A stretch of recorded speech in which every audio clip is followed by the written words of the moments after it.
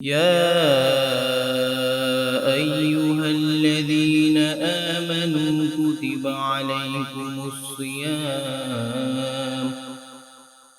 عليكم الصيام كما كتب على الذين من قبلكم لعلكم تتقون. أعوذ بالله من الشيطان الرجيم. بسم الله الرحمن الرحيم. ألف لام را، تلك آيات الكتاب المبين. إنا أنزلناه قرآنا عربيا لعلكم تعقلون. نحن نقص عليك أحسن القصص بما أوحينا إليك هذا القرآن وإن كنت من قبله لمن الغافلين. إذ قال يوسف لأبيه يا أبت إني رأيت أحد عشر كوكبا والشمس والقمر رأيتهم لي ساجدين. قال يا بني لا تقصص رؤياك على إخوتك فيكيدوا لك كيدا إن الشيطان للإنسان عدو مبين. وكذلك يجتبيك ربك ويعلمك من تأويل الأحاديث ويتم نعمته عليك وعلى آل يعقوب كما أتمها على أبويك من قبل إبراهيم وإسحاق إن ربك عليم حكيم. صدق اللہ العظیم. بسم اللہ الرحمن الرحیم. انتہائی محترم شرکا، آج ہماری 5ویں نشست ہے، اور جس طرح پچھلی نشست کے اندر یہ بات کہی گئی تھی کہ انشاءاللہ تعالی 5ویں نشست میں ہم سورہ یوسف کے اوپر ڈسکشن کریں گے. اس کا دورہ ترجمہ قرآن جو ہے اس پر ہم گفتگو کریں گے، اور پہلے رکوع سے لے کر چھٹے رکوع تک آپ اسے اگر پڑھ لیں تو ذرا زیادہ فائدے کا باعث ہوگا. تو امید ہے کہ آپ میں سے بیشتر شرکا نے کم و بیش اس سے سورہ یوسف کے ابتدائی 6 رکوع کا مطالعہ بھی کیا ہوگا، اور اس کے اندر جو زیر بحث مضامین ہیں ان مضامین کو سمجھنے کی کوشش بھی کی ہوگی. یہ جو سورہ یوسف ہے اس کے اوپر گفتگو کے آغاز سے پہلے ابھی آپ نے پہلا رکوع بھی یقیناً جو ہے وہ سماعت کرنے کی سعادت حاصل کی ہوگی.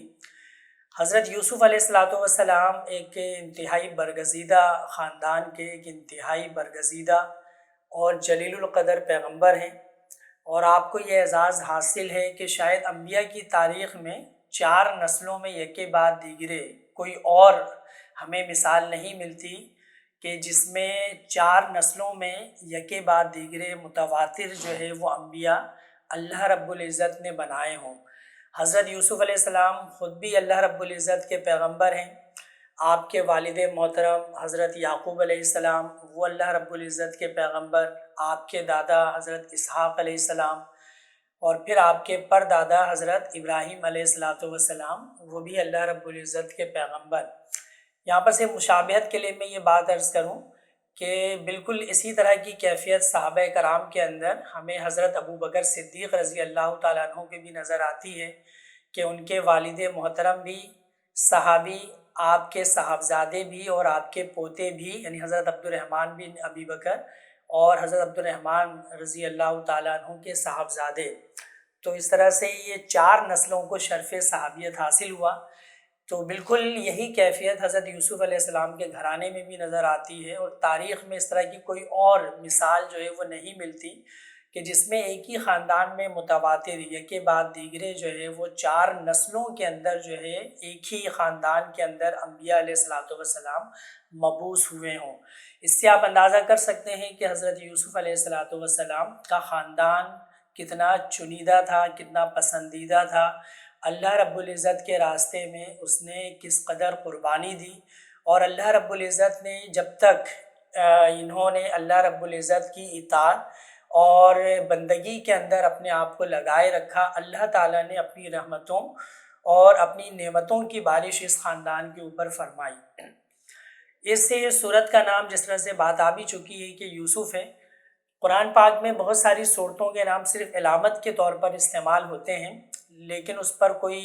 زیر بحث اس کے اوپر کوئی خاص موضوع جو ہے وہ نہیں ہوتا، اور نہ اس کے اوپر کوئی بہت زیادہ تفصیل کے ساتھ جو ہے وہ گفتگو کی جاتی ہے۔ جس طرح ہم نے سورہ مائدہ کے اندر دیکھا تھا کہ وہ صرف ایک علامت اور ایک شناخت اور ایک تشخص کے لیے جو ہے وہ جو ہے اس لفظ کو اس صورت کا نام جو ہے وہ دیا گیا۔ لیکن جو سورہ یوسف ہے اس میں حضرت یوسف علیہ السلام کا قصہ جو ہے وہ اللہ رب العزت نے مکمل اس پوری سورت کے اندر، یعنی 12 رکوعات ہیں، ان 12 رکوعات کے اندر اللہ رب العزت نے حضرت یوسف علیہ السلام ہی کا قصہ جو ہے وہ بیان فرمایا ہے۔ تو یہ جو نام ہے یہ اس کا مضمون بھی ہے، یہ نام بتاتا ہے کہ اس کے اندر اللہ رب العزت نے کس چیز کو موضوع بحث بنایا ہے اور کس چیز کے حوالے سے اللہ رب العزت نے جو ہے وہ گفتگو کی ہے۔ روایات کے اندر ملتا ہے کہ یہ قصہ جو ہے یا سورہ یوسف جو ہے یہ نبی مہربان صلی اللہ علیہ وآلہ وسلم پر مکی دور کے جو آخری چند سال تھے، یعنی 1 یا 2 سال جب نبی صلی اللہ علیہ وسلم مکی دور کے اندر جو آخری سال تھے، تو اس میں جو ہے وہ حضرت یوسف علیہ السلام کا اس پورے قصے کو اللہ رب العزت نے آپ صلی اللہ علیہ وسلم کے قلب مبارک پر القاء فرمایا، اور اس کی وجہ بھی جو ہے وہ مختلف احادیث سے یہ پتہ چلتی ہے کہ قریش مکہ جو ہے وہ اس سے دعوت کو روکنے کے لیے مستقل اس بات کی کوشش میں لگے ہوئے تھے کہ بس کسی طریقے سے جو ہے نبی مہربان صلی اللہ علیہ وآلہ وسلم کو اور اسلام کی اس دعوت کو روکنے کے لیے جو بھی تدابیر اختیار کی جا سکتی ہیں، یہاں تک کہ انہوں نے نعوذ باللہ قتل تک کے منصوبے بنانے شروع کر دیے تھے۔ تو اسی دوران جو ہے وہ ان کا رابطہ جو ہے مدینے کے اندر موجود یہودیوں سے ہوا، خیبر کے اندر موجود یہودیوں سے ہوا۔ تو ان لوگوں کے کہنے سننے کے اوپر انہوں نے یہودیوں کے کہنے پر، یہودیوں کی اسلام دشمنی کے اندر جو ہے انہوں نے حضرت یوسف علیہ السلام کے قصے کے حوالے سے یہ سوال نبی صلی اللہ علیہ وسلم کے سامنے رکھا کہ بتائیے کہ جو بنی اسرائیل ہے یہ مصر کیوں گئے، کس وجہ سے گئے، کون سے حالات درپیش تھے کہ جس کے نتیجے میں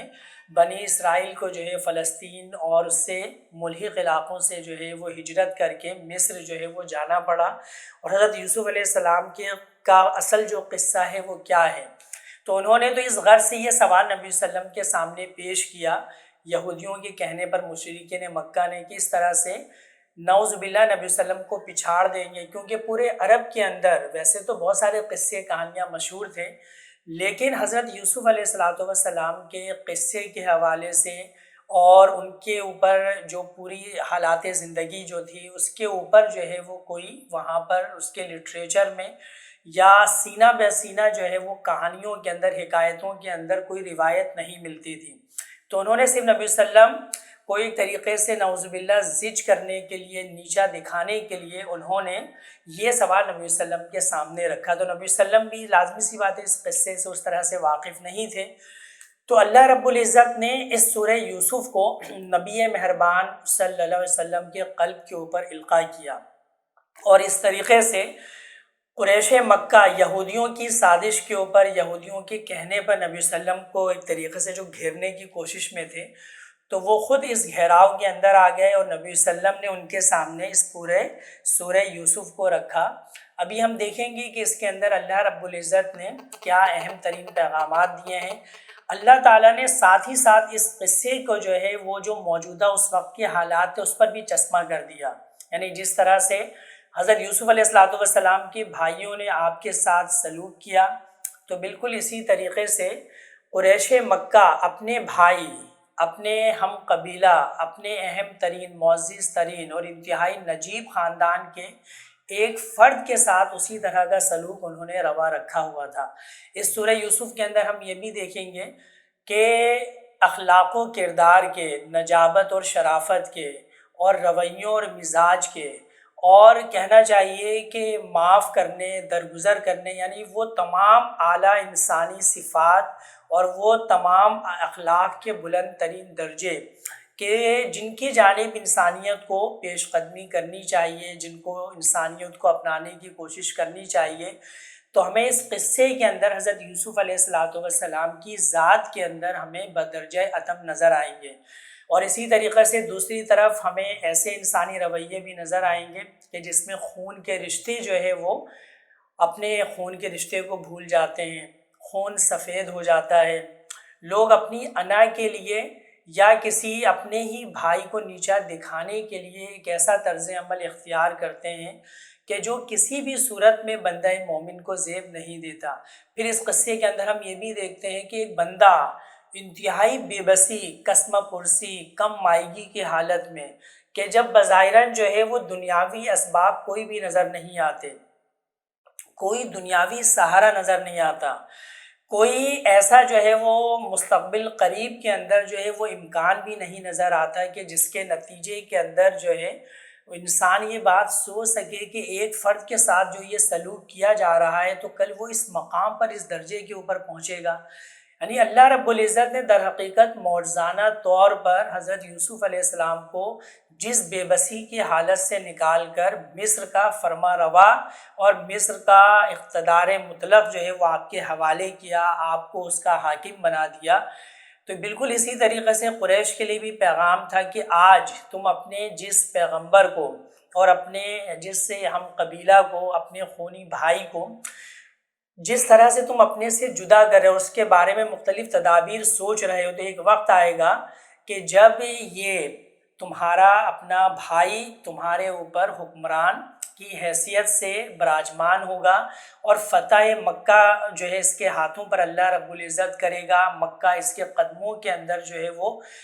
زمین بوس ہوگا، اور مکے کے لوگ اس موقع پر حضور علیہ السلام سے عفو و درگزر کے جو ہے وہ طالب ہوں گے۔ پھر اس کے اندر ہمیں یہ بھی نظر آتا ہے کہ حضرت یوسف علیہ السلام نے اللہ رب العزت کی استعانت اور مدد کے سہارے، یعنی کہیں پر بھی انہوں نے جس بھی گناہ کی جانب رغبت کو انہوں نے شکست دی، وہ اس جانب آگے نہیں بڑھے، تو انہوں نے اس عمل کو جو ہے وہ اپنے نفس کے ضبط کے اوپر انہوں نے محمول نہیں کیا، بلکہ انہوں نے بتایا کہ یہ اللہ رب العزت کی توفیق تھی، یہ اللہ رب العزت کی عطا تھی کہ جس کی وجہ سے آج میں اس عمل سے اور اس گناہ سے جو ہے وہ بچ گیا۔ اس سورہ یوسف کے اندر ایک انتہائی اہم ترین سبق یہ بھی ہے کہ جب کوئی بندہ مومن اللہ رب العزت کی مدد اور اللہ تعالیٰ کے سہارے اپنے سیرت اور اپنے کردار کو لوگوں کے سامنے پیش کرے تو اس کی سیرت اور اس کی کردار کی مضبوطی اس قدر ہوتی ہے اور اس قدر اس کے اندر طاقت اور قوت ہوتی ہے کہ وہ جو اقبال رحمۃ اللہ علیہ نے کہا کہ یقین محکم عمل پہم محبت فاتح عالم جہاد زندگانی میں ہیں یہ مردوں کی شمشیریں۔ تو بالکل یہ کیفیت جو ہے وہ ہمیں نظر آتی ہے کہ حضرت یوسف علیہ السلام نے اپنے کردار اور اپنی سیرت کی مضبوطی، اپنی دعوت کی حقانیت، اپنی رسالت کی جانب جو ہے وہ مکمل ایمان اور یقین کے ساتھ لوگوں کو اس طرح سے انہوں نے اپنا گرویدہ کیا، اپنی جانب متوجہ کیا کہ اس اکیلی ذات نے، اس تنہا فرد نے اس مصر کی سرزمین بے آئین کو کہ جو اللہ رب العزت سے بغاوت کے اوپر مبنی تھی، تو اس کو جو ہے وہ اللہ رب العزت کے دین کے جو ہے وہ تابع کیا۔ اس کے اندر پیغام ہی ان تمام لوگوں کے لیے کہ جو کسی غیر مسلم ریاست کے اندر، کسی غیر اسلامی ریاست کے اندر موجود ہوں، کہ وہ حضرت یوسف علیہ السلام کے اسوہ حسنہ کو اپنے پیش نظر رکھ کر، اپنے سامنے رکھ کر وہاں پر بجائے یہ کہ وہ کسی غیر اسلامی ریاست کے خادم خاص بن کر، اس کے خدمت گزار بن کر زندگی بسر کریں، وہ اس ریاست میں رہتے ہوئے اپنے سیرت، اپنے عمل، اپنے کردار کی مضبوطی کے ذریعے سے اس سے جو ہے وہ آئین کو، اس منشور کو، اس طرز زندگی کو جو ہے وہ تبدیل کرنے کی کوشش کریں۔ دیکھیں ہم یہاں پر کہہ سکتے ہیں کہ کہاں حضرت یوسف علیہ السلام، کہاں انبیاء علیہ السلام، کہاں میں، آپ، ہم جیسے جو ہے وہ عام انسان، تو وہ اللہ کا پیغمبر، وہ اللہ کا نبی، ہم ایک عام فرد کیا کر سکتے ہیں؟ تو یہاں پر میں ایک تمثیل کے ذریعے اپنی بات کی وضاحت کرتا ہوں کہ ایک دفعہ ایک ڈوبتے ہوئے سورج نے کائنات کی ہر چیز کے سامنے سوال کیا کہ کون میری جگہ لے گا؟ تو ایک جھونپڑے میں جلنے والے ننھے سے دیے نے جواب دیا، میں کوشش کروں گا۔ تو دیکھیں دیا، چراغ، یہ سورج کی جگہ تو نہیں لے سکتا، لیکن کم سے کم اپنے اس جھونپڑے کو، اپنی اس گلی کو، اپنے اس محلے کو تو ضرور روشن کر سکتا ہے۔ تو انبیاء علیہ السلام کے تو ہم قدموں کی خاک کے برابر بھی نہیں ہیں کہ انہوں نے جو کارہائے نمایاں اور جو خدمت دین کی انجام دی، ہم اس کا جو ہے وہ 1% بھی اگر کر لیں تو یہ بھی ہمارے لیے غنیمت ہے، اور انشاءاللہ تعالی آخرت میں ہمارے لیے نجات کا ذریعہ اور سبب ہے۔ لیکن جب اتنی بڑی مثالوں کو اور آئیڈیلز کو ہم دیکھتے ہیں تو بعض دفعہ یہ مایوسی ہوتی ہے، شیطان یہ وسوسے پیدا کر سکتا ہے کہ ہم کیا کر سکتے ہیں۔ تو ہم آفتاب اور مہتاب تو نہیں بن سکتے، لیکن ہم ستارے تو بن سکتے ہیں، ہم جھونپڑے میں جلنے والے ننھے سے دیے اور چراغ تو بن سکتے ہیں کہ جو ہر اس سرزمین کے اوپر کہ جو اللہ تعالیٰ سے بغاوت کے قانون اور نظام کے اوپر مشتمل ہو،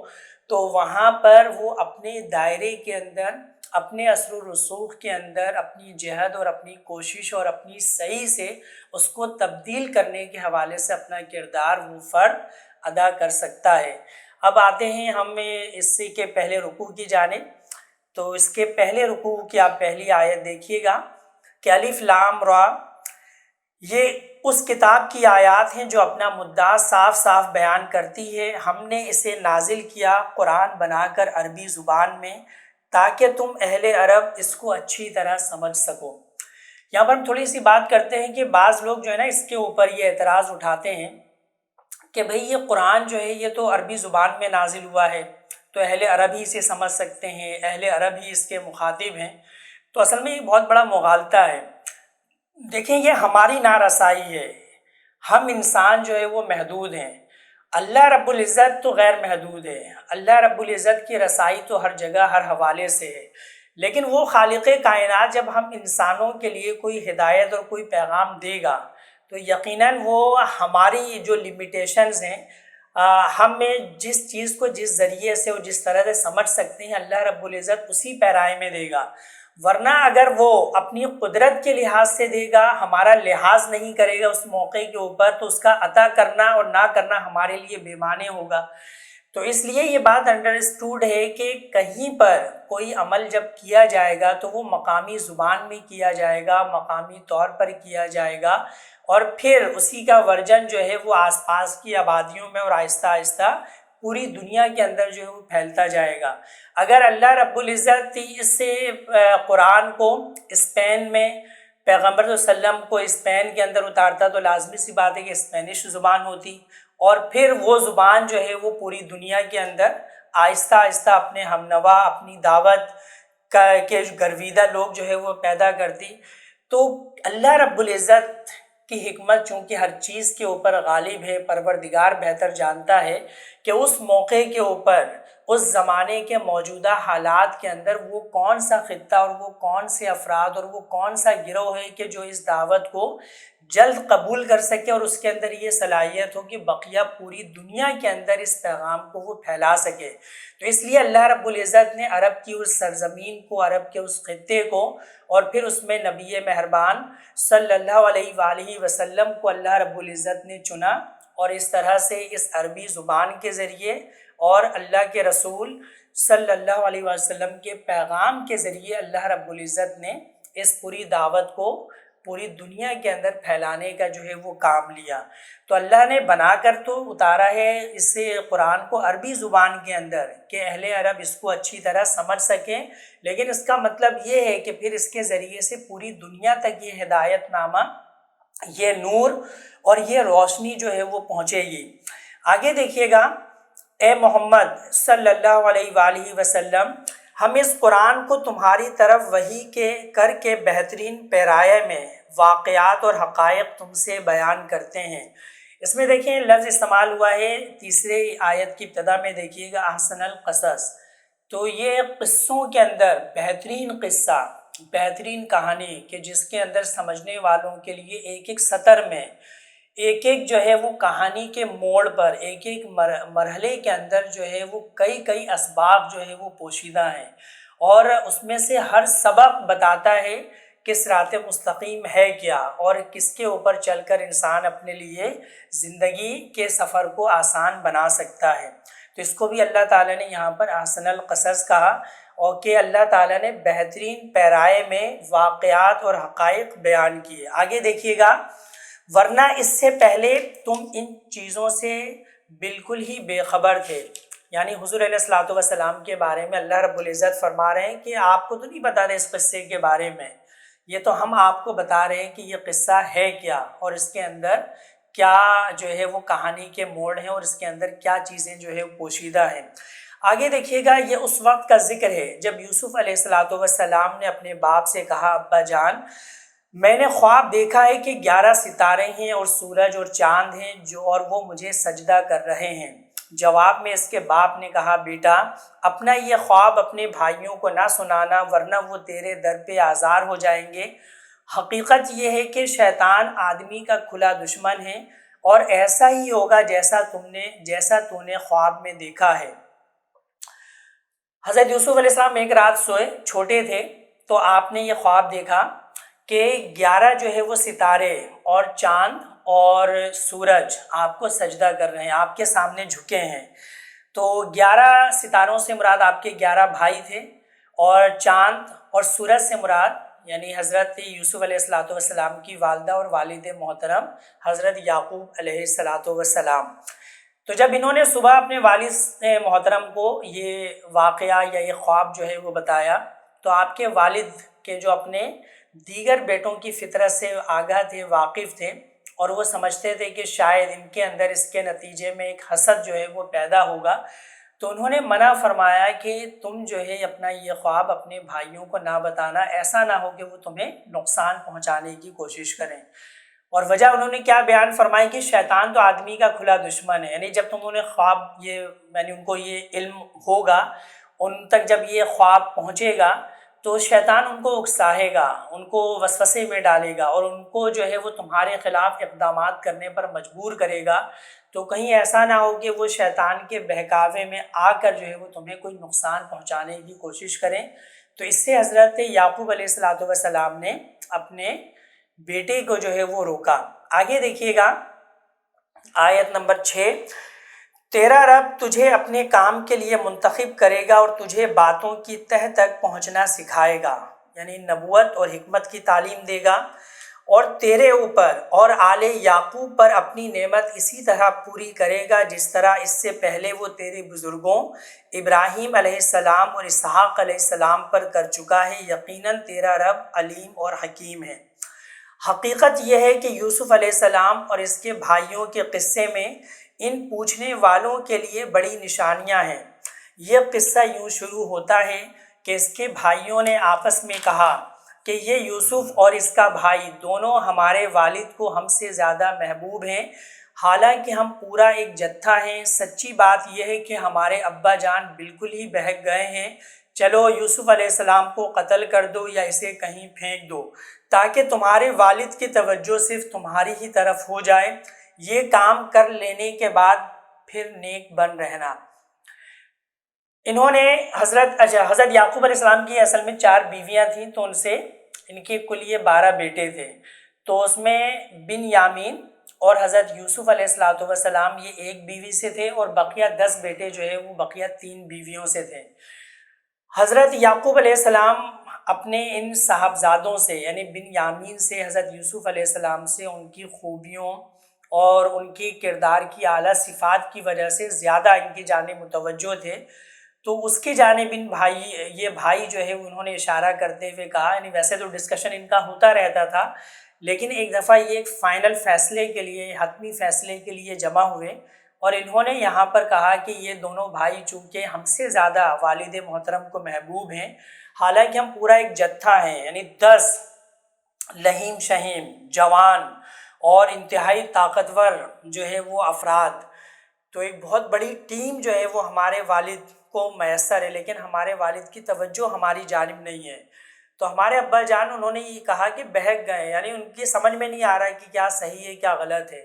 تو ہم ایسا کرتے ہیں کہ اپنی جانب توجہ مبذول کرانے کے لیے ہم جو ہے نا یوسف کو جو ہے یا تو قتل کر دیتے ہیں، پھر مختلف روایتوں میں ملتا ہے کہ قتل کرنے کا ایک بھائی نے کہا کہ نہیں یہ طرز عمل مناسب نہیں ہے، تو ایسا کرتے ہیں اسے ہم کسی اندھے کنویں میں ڈال دیتے ہیں۔ تو اس طرح سے جب یہ بات حتمی طور پر جو ہے وہ طے ہو گئی،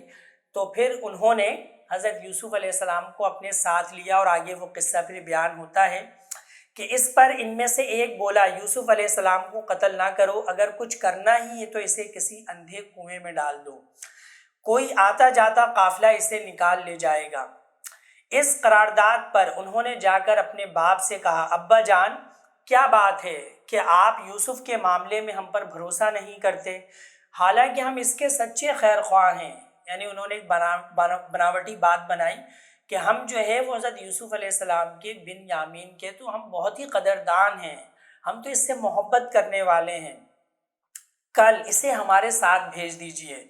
کچھ چر چگ لے گا اور کھیل کود سے بھی دل بہلائے گا۔ یعنی جب ہم باہر جائیں اپنے مویشیوں کے لیے، دیگر کاموں کے لیے، تو ہمارے ساتھ اسے بھی بھیج دیجیے گا، گھر میں رہتا ہے، ذرا باہر جائے گا تو دل اس کا بہل جائے گا، ہم اس کی حفاظت کو موجود ہیں، یعنی اگر یہ چھوٹا ہے ہم سے لیکن ہم ہیں اس کی حفاظت کے لیے، آپ بالکل پرواہ نہ کیجیے۔ باپ نے کہا تمہارا اسے لے جانا مجھے شاق گزرتا ہے، یعنی مجھے محسوس ہوتا ہے کہ خدا نہ خواستہ کچھ ہو نہ جائے، اور مجھ کو اندیشہ ہے کہ کہیں اسے بھیڑیا نہ پھاڑ کھائے جب کہ تم اس سے غافل ہو۔ انہوں نے جواب دیا، اگر ہمارے ہوتے ہوئے اسے بھیڑیے نے کھا لیا جب کہ ہم ایک جتھا ہیں تب تو ہم بڑے ہی نکمے ہوں گے۔ یعنی انہوں نے اپنی صلاحیت بتائی کہ یہ تو کیسے ممکن ہے کہ ہم 10 سے جو ہے وہ گھبرو جوانوں کے ہوتے ہوئے جو ہے وہ ہمارے چھوٹے بھائی کو جو ہے وہ بھیڑیا اچک لے جائے۔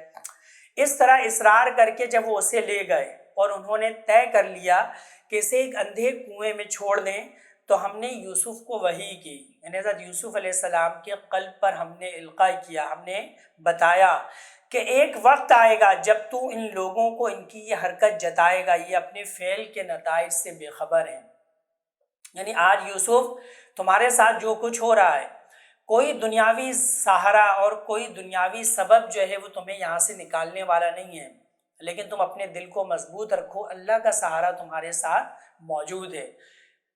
بھائیوں نے، بلکہ اس دنیا میں بھی ہم بہت ساری مثالیں دیکھتے ہیں کہ گرانے والے سمجھتے ہیں کہ گرا کر اب اسے اٹھانے والا کون ہوگا۔ اللہ رب العزت جب کسی کو اٹھانے پر آ جائے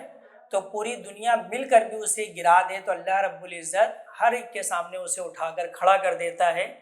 اور وہ لوگ کہ جو اس کے گرانے میں پیش ہوتے ہیں وہ منہ تکتے رہ جاتے ہیں کہ یہ ہوا کیا۔ تو یہ اللہ رب العزت کی حکمت، اللہ تعالیٰ کی قدرت کہ پوری دنیا ایک طرف اور رب کائنات کی تدبیر، رب کائنات کی چال اور رب کائنات کا اس حوالے سے جو ہے وہ معاملہ ایک طرف۔ تو حضرت یوسف علیہ السلام کو تسلی دی۔ آگے دیکھیے گا آیت نمبر 16، شام کو وہ روتے پیٹتے اپنے باپ کے پاس آئے اور کہا،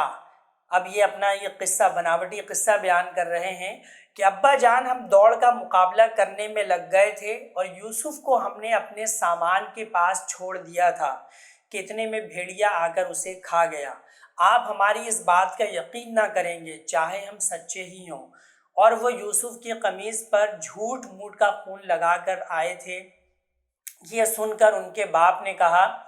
بلکہ تمہارے نفس نے تمہارے لیے ایک بڑے کام کو آسان بنا دیا۔ یعنی بالکل انہیں یقین نہیں آیا اور وہ سمجھ گئے کہ یہ بس ایک جھوٹ بات بیان کر رہے ہیں۔ تو انہوں نے کہا کہ جو تمہارا نفس ہے نا، جو اس کی خواہش تھی، جو اس کی آرزو تھی، اس نے تمہیں اس بات پر تیار کیا اور تم نے یہ بات جو ہے وہ اس طرح سے بنا کر پیش کر دی. اچھا صبر کروں گا اور بخوبی صبر کروں گا. فصبر جمیل. تو یہ صبر جمیل جو ہے وہ میرے اور آپ کے لیے بھی ہر طرح کے معاملے میں ہے. اور نبی صلی اللہ علیہ وسلم ایک حدیث میں فرماتے ہیں کہ صبر تو وہ ہے کہ جو غم کی ابتدا میں کیا جائے، بعد میں تو انسان کو صبر آ ہی جاتا ہے. تو یہ ہے صبر جمیل کہ اللہ رب العزت سے اس موقع پر بھی تعلق، اللہ رب العزت پر بھروسہ انسان کا ٹوٹنا نہیں چاہیے. جو بات تم بنا رہے ہو اس پر اللہ ہی سے مدد مانگی جا سکتی ہے. بس میں اللہ ہی سے دعا کرتا ہوں کہ وہ یوسف کو میرے سامنے صحیح سلامت لے آئے. ادھر ایک قافلہ آیا اور اس نے اپنے سقی کو پانی نکالنے کے لیے بھیجا، یعنی جو فرد پانی کی خدمت پر مامور تھا. سقے نے جو کنویں میں ڈول ڈالا تو یوسف کو دیکھ کر پکار اٹھا، مبارک ہو، یہاں تو ایک لڑکا ہے. ان لوگوں نے اس کو مال تجارت سمجھ کر چھپا لیا، یعنی انہوں نے کہا کہ مفت میں غلام ہمارے ہاتھ آیا ہے، اسے ہم جا کر بیچ دیں گے. حالانکہ جو کچھ وہ کر رہے تھے خدا اس سے باخبر تھا، دیکھنے والا تو کوئی نہیں تھا. لیکن اللہ کہتا ہے کہ اللہ رب العزت کہ جب کوئی 2 ہو تو تیسرا اللہ ہوتا ہے، 10 ہو تو 11واں اللہ ہوتا ہے، 100 کی محفل ہو، 100 کی مجلس ہو تو 101واں اللہ ہوتا ہے، اور 1000 لوگ ہوں تو اس میں سے ایک اور انسان تنہا ہو تو وہاں پر اس کے ساتھ دوسرا اللہ ہوتا ہے. آخر کار انہوں نے اس کو تھوڑی سی قیمت پر چند درہموں کے عوض بیچ ڈالا. تو انہوں نے حضرت یوسف علیہ السلام کو بازار مصر میں فروخت کر دیا، اور وہ اس کی قیمت کے معاملے میں کچھ زیادہ کے امیدوار نہ تھے، یعنی انہیں توقع بھی نہیں تھی کہ کوئی بڑی قیمت ملے گی، اس لیے انہوں نے تھوڑی سی قیمت قبول کر لی. آگے دیکھیے گا آیت نمبر 21.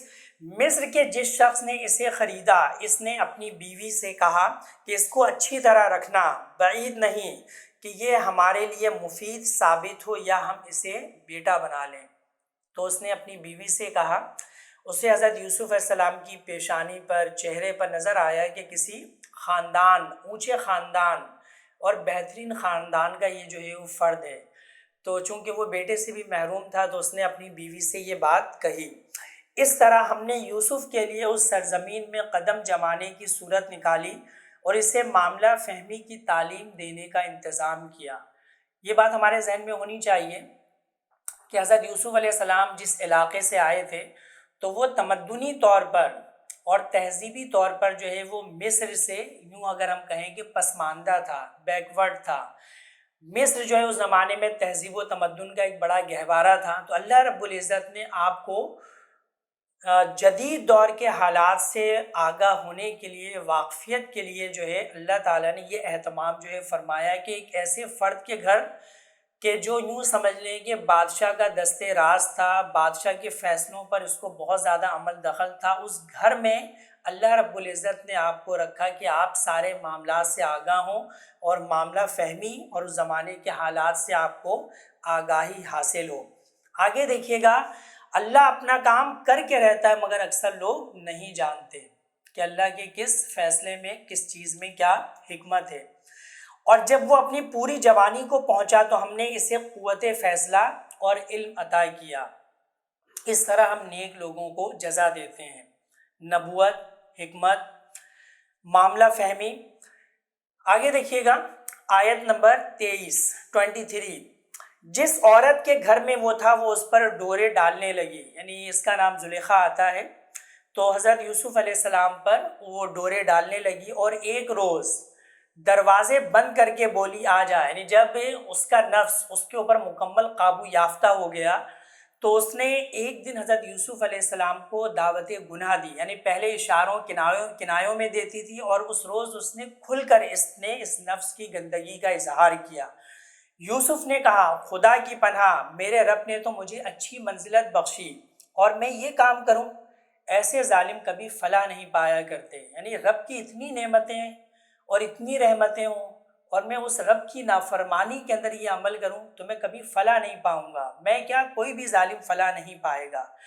وہ اس کی طرف بڑھی اور یوسف بھی اس کی طرف بڑھتا اگر اپنے رب کی برہان نہ دیکھ لیتا. اس کے مفسرین نے مختلف جو ہے کہنا چاہیے تعویلیں کی ہیں کہ اس برہان سے کیا مراد ہے. بعض نے فرشتوں کو کہا، بعض نے اللہ رب العزت کا خیال کہا، بعض نے کہا کہ حضرت یوسف علیہ السلام کے دل کے اندر جو نفس لوامہ موجود تھا، تو اللہ رب العزت نے اس کو اس قدر طاقتور اور قوی کر دیا، یا پھر نفس مطمئنہ، نفس لوامہ تو خیر گناہ کے بعد کا ایک معاملہ ہے، اور پھر نفس مطمئنہ کہ وہ مطمئن تھے اپنے رب کی رضا کے اوپر، اپنے جو ہے وہ رب کی عطا کے اوپر، اور اپنے رب کے اس احکامات کی بندگی کے اوپر۔ تو اگر وہ اپنے رب کی برہان نہ دیکھ لیتا تو شاید وہ بھی آگے بڑھتا۔ ایسا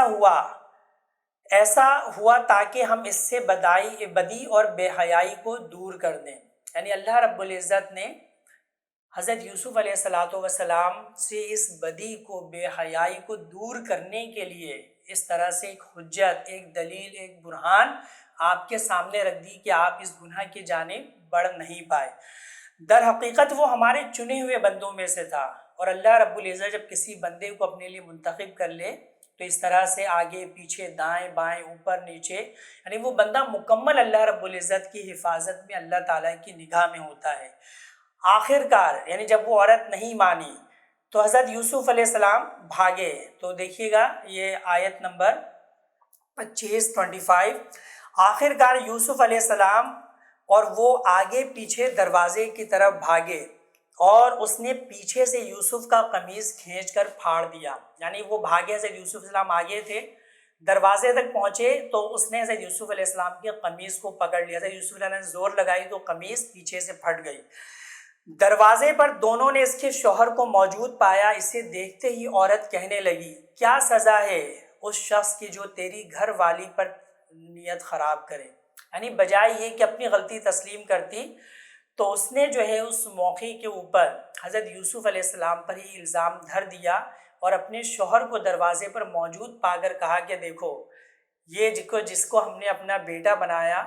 یہ تمہاری عزت کے ساتھ، تمہاری بیوی کے ساتھ جو ہے وہ یہ سلوک کرنے پر تیار ہے، اس کے سوا اور کیا سزا ہو سکتی ہے کہ وہ قید کیا جائے یا اسے سخت عذاب دیا جائے۔ یوسف علیہ السلام نے کہا یہی مجھے پھانسنے کی کوشش کر رہی تھی۔ اپنی صفائی آپ نے پیش کی۔ اس عورت کے اپنے کنبہ والوں میں سے، یعنی خاندان والوں میں سے ایک شخص اور بھی موجود تھا، ایک شخص نے قرینے کی شہادت پیش کی کہ اگر یوسف علیہ السلام کا قمیض آگے سے پھٹا ہو تو عورت سچی ہے، یعنی بالکل انڈرسٹوڈ ہے کہ حضرت یوسف علیہ السلام آگے بڑھے ہوں گے، عورت نے روکنے کی کوشش کی ہوگی تو قمیض جو ہے وہ آگے سے پھٹ گیا، اور یہ جھوٹا، اور اگر اس کا قمیض پیچھے سے پھٹا ہو تو عورت جھوٹی ہے اور یہ سچا۔ اگر قمیض پیچھے سے پھٹا ہے تو اس کا انڈرسٹوڈ یہ مطلب ہے کہ یوسف علیہ السلام نے اپنے آپ کو بچانے کی کوشش کی اور یہ عورت پیچھے پڑی ہوئی تھی، تو اس طرح سے حضرت یوسف علیہ السلام جو ہے وہ سچے ہیں اور عورت جھوٹی۔ جب شوہر نے دیکھا، یعنی اس نے دیکھا کہ واقعتاً کیا یہ معاملہ اس طرح سے ہے، تو جب شوہر نے دیکھا کہ یوسف علیہ السلام کا قمیص پیچھے سے پھٹا ہے تو اس نے کہا یہ تم عورتوں کی چالاکیاں ہیں، واقعی بڑے غضب کی ہوتی ہیں تمہاری چالیں۔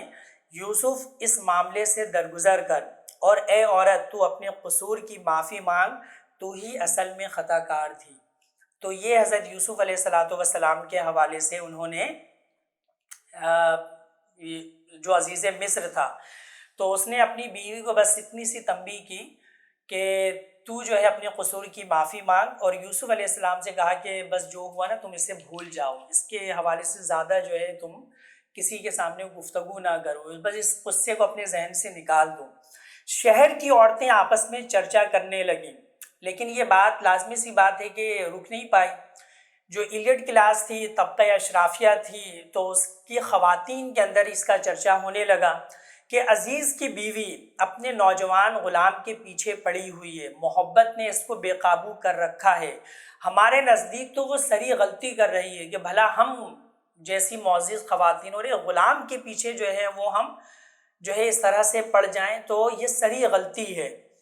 آگے دیکھیے گا آیت نمبر 31، اس نے جو ان کی یہ مکارانہ باتیں سنی تو ان کو بلاوا بھیج دیا اور ان کے لیے تکیہ دار مجلس آراستہ کی اور ضیافت میں ہر ایک کے آگے ایک ایک چھری رکھ دی۔ پھر عین اس وقت جب کہ وہ پھل کاٹ کاٹ کر کھا رہی تھیں، اس نے یوسف علیہ السلام کو اشارہ کیا کہ ان کے سامنے نکل آیا، یعنی اس نے کسی وجہ سے حضرت یوسف علیہ السلام کو ان عورتوں کے سامنے بلایا۔ جب ان عورتوں کی نگاہ اس پر پڑی تو وہ دنگ رہ گئیں۔ حضرت یوسف علیہ السلام کے حسن، جمال اور خوبصورتی کو دیکھ کر اور وہ ایک طریقے سے جو ہے اس قدر مدہوش ہوئیں، دنگ ہوئیں، اور ان کی عقل وقتی طور پر اس طرح سے معوف ہو کہ اپنے ہاتھ کاٹ بیٹھیں اور بے ساختہ پکار اٹھیں، حاشا للہ، یہ شخص انسان نہیں ہے، یہ تو کوئی بزرگ فرشتہ ہے. یعنی اس قدر اس کے چہرے کے اوپر نور، حسن، دل فریبی، جمال اور خوبصورتی. عزیز کی بیوی نے کہا دیکھ لیا، یہ ہے وہ شخص جس کے معاملے میں تم مجھ پر باتیں بناتی تھیں. بے شک میں نے اسے رجھانے کی کوشش کی مگر یہ بچ نکلا. اگر یہ میرا کہنا نہ مانے گا تو قید کیا جائے گا اور بہت ذلیل و خوار ہوگا. یعنی ابھی بھی وہ اپنی اسی بات کے اوپر قائم و دائم ہے کہ جس کی وجہ سے بدنامی اس کے ہاتھ آئی، اور اس نے ان عورتوں کو بھی گواہ بنا کر کہا کہ اسے میری بات ماننی ہوگی ورنہ اسے میں ذلیل و رسوا کر دوں گی. لیکن اللہ رب العزت جس کو اس سے رسوائی سے بچانا چاہے، پوری دنیا مل کر بھی اسے رسوا کرنے پر تل جائے تو اللہ رب العزت اسے عزت اور اونچا مقام جو ہے عطا فرماتا ہے. اچھا، تھوڑی دیر کے لیے ہم رک کر سوچیں کہ کہاں، یعنی یہ جو خواتین کا جو یہاں پر معاملہ، جو ایلیٹ کلاس کی خواتین تھیں، طبقہ اشرافیہ، تو ان کی خواتین کا معاملہ آج کے ہمارے زمانے کی ان خواتین سے بڑا ملتا جلتا نہیں ہے کہ جو کہتی ہیں میرا جسم میری مرضی. تو یہ ذہنیت جو ہے وہ ہر زمانے کے اندر کسی نہ کسی انداز کے اندر موجود رہی ہے، مختلف پیرائے میں، مختلف لبادوں کے اندر. آگے دیکھیے گا آیت نمبر 33. یوسف نے کہا اے میرے رب، قید مجھے منظور ہے بنسبت اس کے کہ میں وہ کام کروں جو لوگ مجھ سے چاہتے ہیں، اور اگر تو نے ان کی چالوں کو مجھ سے دفع نہ کیا تو ان کے دام میں پھنس جاؤں گا اور جاہلوں میں شامل ہو رہوں گا. یعنی اللہ تعالیٰ ہی سے مدد اور استعانت کے پروردگار، جو ان کے لچھن ہیں نا، جو ان کی سازشیں ہیں، پروردگار بس آپ کی توفیق ہوگی تو میں بچ پاؤں گا، ورنہ میں تو ان کے پھندے میں، ان کے جال کے اندر جو ہے پھنسوں گا. اس کے رب نے اس کی دعا قبول کر لی اور ان عورتوں کی چالیں اس سے دفع کر دیں. بے شک وہی ہے جو سب کی سنتا اور سب کچھ جانتا ہے. پھر ان لوگوں کو یہ سوجھی کہ ایک مدت کے لیے اسے قید کر دیں. بات بھی چرچا پوری طبقہ اشرافیہ کے اندر ہو گیا، تو انہوں نے کہا کہ بس اس کا حل یہ ہے کہ اس معاملے کو ہم اس طرح سے دفن کر دیتے ہیں، تو یوسف علیہ السلام کو قید کر دیں گے، معاملہ دب جائے گا، عرصہ بیت جائے گا، کون سا واقعہ، کون سا معاملہ اور کہاں ہماری خواتین. حالانکہ وہ اس کی پاک دامنی اور خود اپنی عورتوں کے برے اطوار کی سری نشانیاں دیکھ چکے تھے. یعنی عورتیں کہ جنہوں نے یہ حرکتیں کی ان کو تو انہوں نے کچھ نہیں کہا، اور وہ فرد کہ جس کو یہ متون کر رہی تھی عورتیں اور اپنے نفس کی خواہش کو پورا کرنا چاہ رہی تھی، اسے ہی انہوں نے جیل میں ڈال دیا. قید خانے میں 2 غلام اور بھی اس کے ساتھ داخل ہوئے. ایک روز ان میں سے ایک نے اس سے کہا کہ میں نے خواب میں دیکھا ہے کہ میں شراب کشید کر رہا ہوں، اور دوسرے نے کہا کہ میں نے دیکھا کہ میرے سر پر روٹیاں رکھی ہیں اور پرندے ان کو کھا رہے ہیں. دونوں نے کہا کہ ہمیں اس کی تعبیر بتائیے، ہم دیکھتے ہیں کہ آپ ایک نیک آدمی ہیں. یوسف علیہ السلام نے کہا کہ یہاں جو کھانا تمہیں ملا کرتا ہے، اس کے آنے سے پہلے میں تمہیں ان خوابوں کی تعبیر بتا دوں گا. یہ علم ان علوم میں سے ہے جو میرے رب نے مجھے عطا کیا ہے. واقعہ یہ ہے کہ میں نے ان لوگوں کا طریقہ چھوڑ کر جو اللہ پر ایمان نہیں لاتے اور آخرت کا انکار کرتے ہیں، اپنے بزرگوں ابراہیم، اسحاق اور یعقوب کا طریقہ اختیار کیا ہے. ہمارا یہ کام نہیں کہ اللہ کے ساتھ کسی کو شریک ٹھہرائیں، در حقیقت یہ اللہ کا فضل ہے ہم پر اور تمام انسانوں پر کہ اس نے اپنے سوا کسی کا بندہ ہمیں نہیں بنایا، مگر اکثر لوگ شکر نہیں کرتے. اے زندہ کے ساتھیوں، تم خود ہی سوچو کہ بہت سے متفرق رب بہتر ہیں یا وہ ایک اللہ جو سب پر غالب ہے. اس کو چھوڑ کر تم جن کی بندگی کر رہے ہو وہ اس کے سوا کچھ نہیں کہ بس چند نام ہیں جو تم نے اور تمہارے آبا و اجداد نے رکھ دیے ہیں. اللہ نے ان کے لیے کوئی سند نازل نہیں کی. فرما روائی کا اقتدار اللہ کے سوا کسی کے لیے نہیں ہے. اس کا حکم ہے کہ خود اس کے سوا تم کسی کی بندگی نہ کرو. یہی ٹھیٹھ سیدھا طریق زندگی ہے،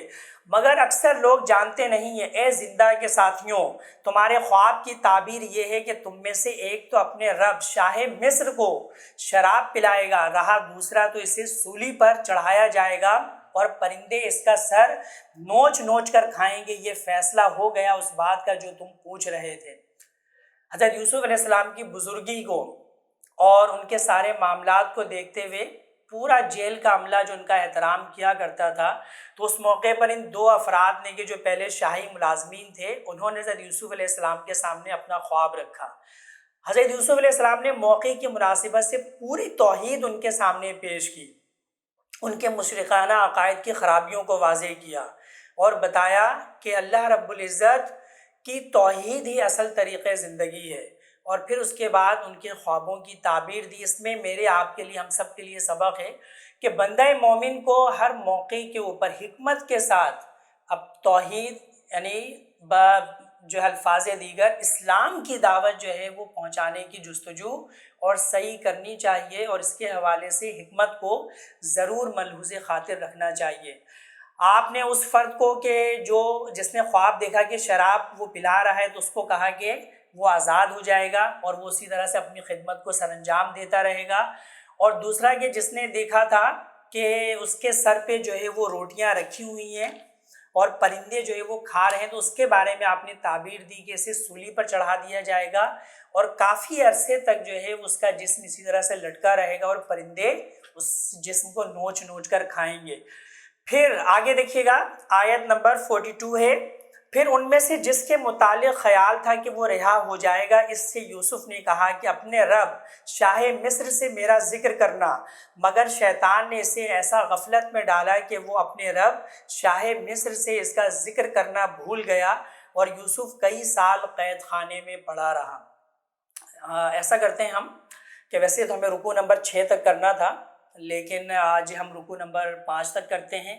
انشاءاللہ جو اگلی نشست ہوگی، چھٹی نشست، اس میں ہم رکوع نمبر 6 سے لے کر رکوع نمبر 12 تک ہم مکمل کریں گے۔ امید ہے کہ انشاءاللہ تعالی آپ لوگ پڑھ کر آئیں گے، تاکہ جب ہم یہاں پر بھی گفتگو کریں تو چیزیں بالکل وضاحت کے ساتھ ہمارے ذہنوں کے اندر موجود ہوں۔ امید ہے کہ یہ جو نشست ہماری آج کی 5ویں نشست تھی، تو اس کو آپ لوگوں نے یقیناً پوری دلچسپی کے ساتھ جو ہے وہ سنا ہوگا، شریک رہے ہوں گے، اور قرآن عظیم الشان کا ترجمہ بھی آپ لوگوں نے ساتھ ساتھ جو ہے وہ پڑھا ہوگا۔ بعض دفعہ یقیناً ایک مشکل امر تو ہو جاتا ہے رمضان کے دوران، روزوں کے دوران، کہ جب نیند بھی پوری نہ ہو رہی ہو تو اس موقع کے اوپر، لیکن چونکہ رمضان تو مہینہ ہی قرآن کا ہے، قرآن کی عظمت اور برکتیں جو ہے اس نے رمضان کو یہ مقام اور یہ رتبہ اور یہ درجہ عطا کیا ہے، تو امید ہے کہ انشاءاللہ تعالی ہم تھوڑی سے ضبط کے ساتھ اپنے نفس کی اور اپنی جو ہے اس سے تھکن کی قربانی دے کر جو ہے اس سے قرآن سے اپنے تعلق کو ہم مضبوط بھی بنائیں گے، اور یہ جو ہماری اجتماعی محفل ہے اس سے ہم زیادہ سے زیادہ استفادے کی کوشش کریں گے۔ تو آج ہم 5ویں رکوع پر اختتام کرتے ہیں۔ انشاءاللہ تعالی جو ہماری چھٹی نشست ہوگی تو اس میں رکوع نمبر 6 سے لے کر رکوع نمبر 12 تک پر ہم جو ہے وہ گفتگو کریں گے۔ اس وقت تک کے لیے اجازت دیجیے۔ اللہ تعالی ہمارا حامی و ناصر ہو۔ السلام علیکم ورحمۃ اللہ وبرکاتہ۔